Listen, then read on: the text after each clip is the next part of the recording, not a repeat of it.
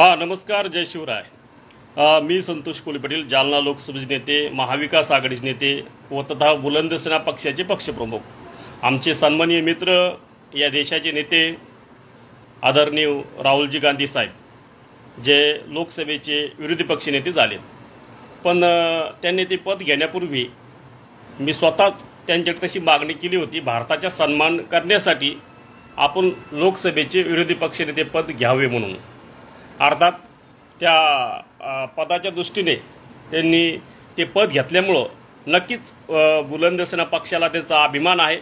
एक सामान्य जनतेसाठी आणि देशातल्या महागाईचा मुद्दा असेल, शेतीचा मुद्दा असेल, याशिवाय शिक्षणाचा मुद्दा असेल, आणखी ITचा प्रश्न असेल, या सगळ्याच प्रश्नावरती ज्या पद्धतीने राहुलजी गांधी साहेब या विषयावरती लोकसभेत नक्कीच आवाज बुलंद करतील।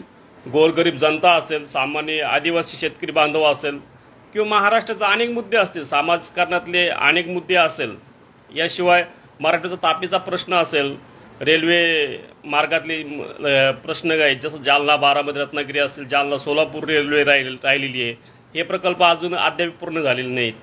याशिवाय Jalna Khamgaon railway line, Jalna Jalgaon railway line याला मंजुरी मिळालेली अर्थसंकल्पात, पण याला निधी जाहीर झालेला आहे, पण त्यासंबंधी त्याचं काम सुरू झालेलं नाही। हे काम कधी सुरू होणार आहे? याशिवाय अनेक प्रश्न आहेत। त्या सर्व प्रश्नाला लढाई देण्यासाठी मी माझ्या पक्षाच्या वतीने, बुलंद सेना पक्षाच्या वतीने खासदार राहुल गांधी साहेबांचे मनापासून अभिनंदन करतो आणि त्यांना लोकसभेकरता माझा पक्ष त्यांच्या पाठीशी राहणारच उभा आहे आणि त्यांना पाहिजे ती मदत आम्ही पक्षाच्या माध्यमातून करणार आहोत। पण मात्र माझ्या जालना लोकसभेच्या मुद्द्यावरती सुद्धा मी व्यक्तिगत लढाई लढण्याच्या दृष्टीने मी सर्व ताकद जालना लोकसभेमध्ये सामान्य जनतेच्या विकासाकरता, मी जरी या मतदारसंघात जरी खासदार जरी नसलो तरी पण जनतेचे सगळे प्रश्न सोडवण्यासाठी मी कटिबद्ध आहे।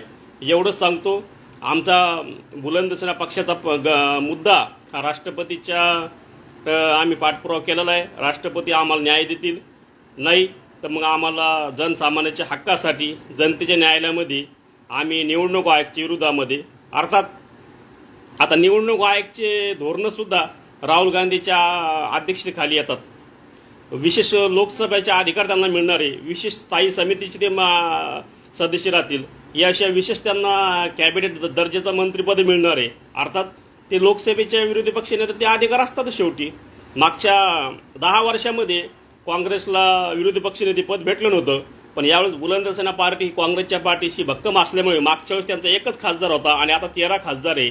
याच्यामागं कुठंतरी बुलंद सेना पार्टीचा आणि माझ्या कार्यकर्त्याचा, माझ्या सामान्य जनतेचा त्याग आहे, पाठिंबा आहे आणि पाठबळ आहे। त्याच्यामुळेच आज काँग्रेस असेल, ठाकरे गट असेल किंवा राष्ट्रवादी काँग्रेसमधील वेगळी झालेली अर्थात शरद पवार साहेबांची पार्टी अर्थात राष्ट्रवादी शरदचंद्र पक्ष असेल, या सगळ्यांनाच न्याय भेटलेला आहे। पण आम्ही महाविकास आघाडीला ज्या 12 जागा मागितल्या असत्या, तर आज तुम्ही जर आम्हाला 12 जागा दिल्या असत्या, आम्हीचे 12 नाही तर कमी 14 खासदार लोकसभेत गेले असते निवडून, तरी आमच्या पाठीवर 17 खासदार आज लोकसभेत गेलेले।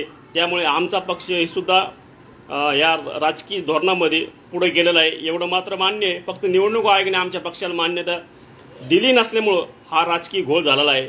याला सर्व जबाबदार निवडणूक आयोग असून जालना लोकसभेच्या प्रकरणासंबंधी आम्ही 3 ठिकाणी मोर्चे काढतो, ज्याच्यामध्ये जालना, अनुक्रम छत्रपती संभाजीनगर आणि मुंबई।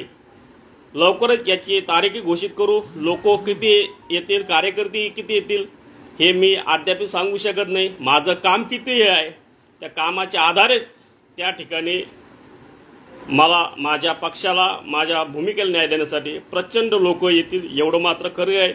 मी ऊन पाऊस वारा याचा विचार न करता महाराष्ट्राच्या पर्यायाने, मराठवाड्याच्या पर्यायाने जालना संभाजीनगरच्या जनतेसाठी सातत्याने लढतोय आणि माझ्या भूमिकेला न्याय देण्यासाठी जालना लोकसभेतील मतदार, जालना लोकसभेतील सर्व पक्षीय लोक माझ्या भूमिकेला साथ देतील, एवढी मला गॅरंटी आहे। थांबतो। जय हिंद, जय महाराष्ट्र। आपला सहकारी संतोष कोळी पाटील। जय शिवराय।